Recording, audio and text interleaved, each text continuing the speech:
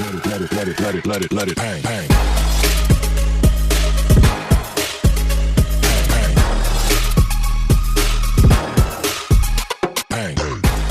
Hello বন্ধুরা, আজকে আমি তোমাদের মাছের যে তেল হয়, অনেকে সেই মাছের তেলটা খেতে চায় না। আজকে আমি সেই মাছের তেলটা দিয়ে ফুলকপির যে ডাঁটাগুলো অনেকে ফেলে দেয়, তো সেই ফেলনা ডাঁটা দিয়ে ফুলকপির আর তার সঙ্গে মাছের তেল দিয়ে আমি রান্না একটা শেখাবো। এটা খেতে কিন্তু সত্যি অসাধারণ, গরম ভাতের সঙ্গে একদম জমে যাবে। চলো তাহলে দেখা যাক কিভাবে আমি রান্না করছি। তবে আমার ভিডিওটা কিন্তু পুরোপুরি তোমাদেরকে দেখতে হবে। দেখো, আমি একটা বড় ফুলকপির গোড়া নিয়ে নিয়েছি। এই ডাঁটাগুলোকে আমি সরু সরু করে কেটে নেব। আমি নিয়ে নিচ্ছি আলু, শিম আর বেগুন। দেখো, আমি ডাঁটাগুলোকে এইভাবে কেটে নিয়েছি। ঠিক ডাঁটাগুলো আমি একটু বড় বড় মোটা করে কেটেছি। আমি পাতা ফাতা বাদ দিইনি, পাতা সমেতই নিয়েছি। আমি ডাঁটাগুলো একটু বড় করে কেটে নিয়েছি। সবাই একদম ঝিরিঝিরি করে কাটে, তবে ওইটার থেকে এইটা খেতে বেশি ভালো লাগবে। আমি এইটা বানাবো মাছের তেল দিয়ে। এটা খেতে কিন্তু গরম ভাতের সঙ্গে অপূর্ব খেতে লাগে। ঠিক এইভাবে ডাঁটাগুলোকে কাটতে হবে। শিমগুলো আমি দু টুকরো করে এইভাবে কেটে নিয়েছি। আর বেগুনগুলো দেখো, আমি আধখানা বেগুন দিয়েছি। বেগুনগুলো এরকম লম্বা লম্বা করে আমি কেটে নিলাম। আলুগুলো কেটেছি আমি সরু সরু করে। এবারে চলে যাব আমি রান্নার দিকে। আমি কপির ডাঁটাগুলোকে ধুয়ে নিয়েছি, নিয়ে এবারে একটা প্রেসার কুকারের মধ্যে আমি এটাকে সেদ্ধ করে নেব, একটু ভাপিয়ে নেব। একদম সরু সরু করে যদি আমি ডাঁটাগুলো কেটে দিই তাহলে কিন্তু একদম গলে যাবে, ওটা খেতে ভালো লাগবে না। যেহেতু এটা আমি মাছের তেল দিয়ে রান্না করছি সেই কারণে। তো এটা খেতে এতটাই ভালো লাগে, তোমরা একবার রান্না করে দেখবে বন্ধুরা, খুব সুন্দর খেতে লাগে। আমি গ্যাসে বসিয়ে দিয়েছি। এবারে এর মধ্যে আমি সামান্য একটু জল দিয়ে দিলাম। এটাকে আমি জাস্ট ভাপিয়ে নেব, একদম কিন্তু সেদ্ধ হবে না, একটু শক্ত থাকবে। আমি ডাঁটাটা দেখিয়ে দিচ্ছি কিভাবে আমি করছি। তো এবারে আমি এর প্রেসারের ঢাকনাটা লাগিয়ে আমি গ্যাসটা জেলে দিচ্ছি। আমি গ্যাস জেলে এর প্রেসারের ঢাকনাটা আটকে দিয়েছি। এটা একটা সিটি হওয়া পর্যন্ত আমি অপেক্ষা করব। আমি নিয়ে নিয়েছি একটা রুই মাছের তেল। তেলটা দেখো একদম পরিষ্কার, এইভাবে আমি ধুয়ে নিয়েছি। এইরকম পরিষ্কার তেল বাজারে কিনতে পাওয়া যায়। আমি একটা গোটা রুই মাছ কিনেছি, তো তার মধ্যে এই তেলটা ছিল, সেটা আমি দিয়েই রান্না করব।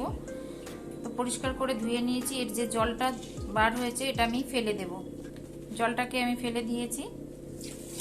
এবারে এর মধ্যে আমি একটা বড় পেঁয়াজ কেটে নিয়েছি। একদম ডুমো ডুমো করে কাটতে হবে পেঁয়াজটা। এইভাবে পেঁয়াজটাকে ডুমো ডুমো করে কেটে নিতে হবে। এদিকে প্রেসারে ডাঁটাটা সেদ্ধ হচ্ছে। আমি অন্যদিকে একটা কড়াই বসিয়ে দিয়েছি গ্যাসে। আমি পুরো সবজিটা ততক্ষণ কষতে থাকবো। কিভাবে আমি এর মধ্যে কি কি মশলা দিচ্ছি, কি পুরো ভিডিওটা আমার বন্ধুরা দেখতে থাকো, আমি কিভাবে করছি রান্নাটা। আমার কড়া গরম হয়ে গেছে। এবারে আমি কড়াইতে চা চামচের যে ছোট চামচ আমি তাও দেখিয়ে দিচ্ছি। এরম চামচের আমি 2 চামচ তেলের মধ্যে দিয়েছি। এবারে আমি এর মধ্যে দিয়ে দেব। তেলটা গরম হয়ে গেলে আমি ওই যে মাছের তেলটা সেটা আমি দিয়ে দিলাম। মাছের তেলটা দিয়ে আমি একটু নাড়াচাড়া করে নিচ্ছি। তেলটা একটু ভাজা ভাজা হবে, না হলে কিন্তু ভীষণ আস্তে গন্ধ ছাড়বে।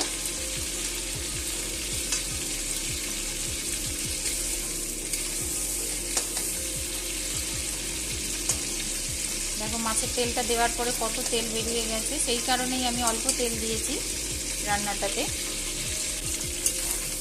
তেলটা আমার অনেকটাই ভাজা হয়ে গেছে, দেখো পুরো ছেড়ে গেছে, পুরো তেলটা আমার গলে গেছে। তো এবারে আমি এর মধ্যে দিয়ে দেব 2টো শুকনো লঙ্কা।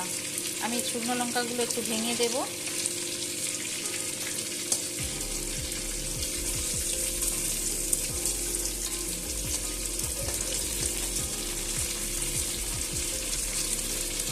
এবারে এর মধ্যে আমি দিয়ে দেব 5 ফোড়ন।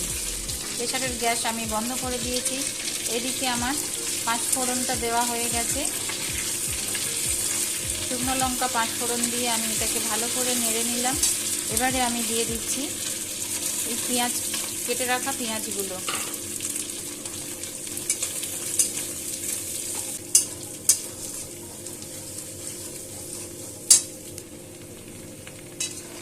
দেখো তেলটা এবারে আমার পুরো গলে গেছে, সেই কারণে এইরকম বাবেলস উঠছে। এই যে বাবেলসটা দেখছো তোমরা সবাই, এটা হচ্ছে পুরো মাছের তেলটাই গলেই গেছে। এত ভালো ছিল তো মাছের তেলটা, একদম সাদা পরিষ্কার।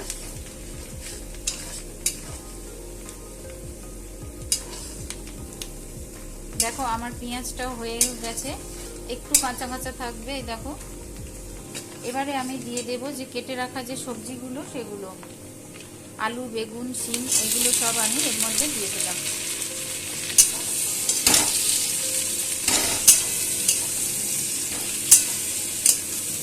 এটা নাড়াচাড়া করার পরে এবারে আমি এর মধ্যে দিয়ে দিচ্ছি হলুদ, দিয়ে দিচ্ছি হাফ চামচ মতো আদা বাটা,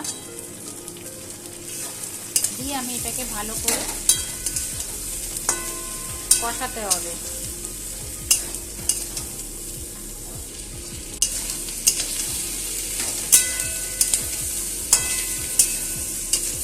এবারে এর মধ্যে আমি দিয়ে দেব স্বাদ অনুযায়ী নুন।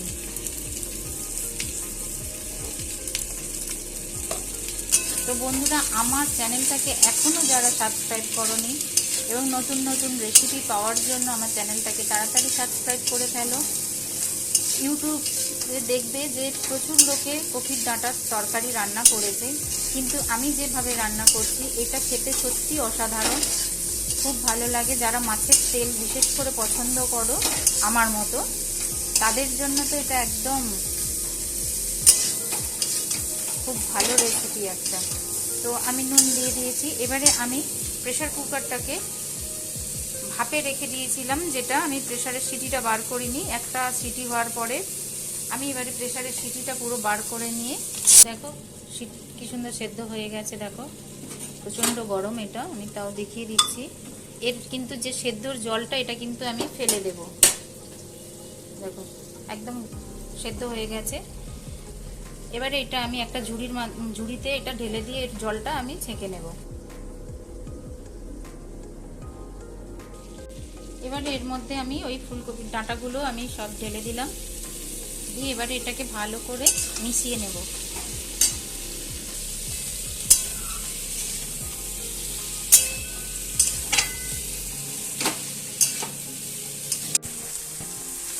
আমি এতে দিয়ে দিচ্ছি একটু লঙ্কার গুঁড়ো।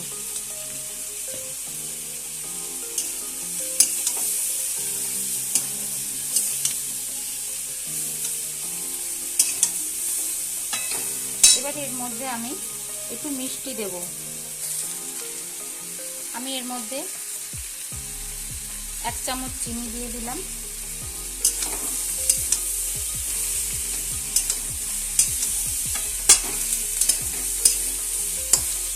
এবার এর মধ্যে আমি সামান্য জল দিয়ে দিলাম।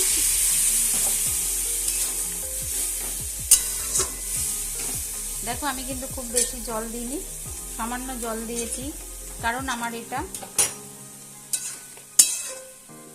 ডাঁটাটা অনেকটাই সেদ্ধ হয়ে আছে, আর বাকি থাকলো আলুও প্রায় সেদ্ধ হয়ে এসছে। সেই কারণে আমি অল্প জল দিয়ে এটা আমি ঢাকা দিয়ে মিডিয়াম আঁচে এটাকে আমি করব।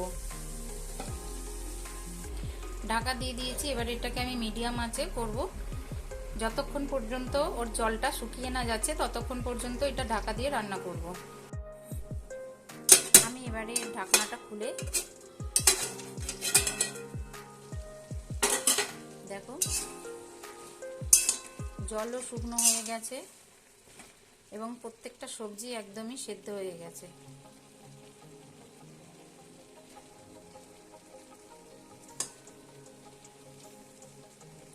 আমি তাও হাত দিয়ে চেপে দেখাচ্ছি, এত বড় বড় ডাঁটা কিন্তু একদম দেখো সেদ্ধ হয়ে গেছে।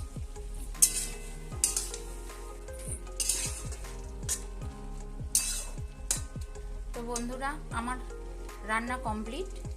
আমার ডাঁটা চচ্চড়ি মাছের তেল দিয়ে কেমন হলো অবশ্যই কমেন্ট বক্সে লিখে জানাবে এবং রান্না করে তোমরা সবাই খাবে। লাইক শেয়ার কমেন্ট করতে ভুলবে না বন্ধুরা। আমার নতুন নতুন রেসিপি পাওয়ার জন্য তোমরা সবাই এখনও যারা সাবস্ক্রাইব করোনি আমার চ্যানেলটাকে, বারবার বলছি সাবস্ক্রাইব করো এবং বিভিন্ন ধরনের রান্না আমি শেখাবো, তোমরা সেটা শিখতে পারবে এবং বিভিন্ন স্বাদের। বন্ধুরা আমি গ্যাস বন্ধ করে দিচ্ছি, আমার রান্না কমপ্লিট। টাটা।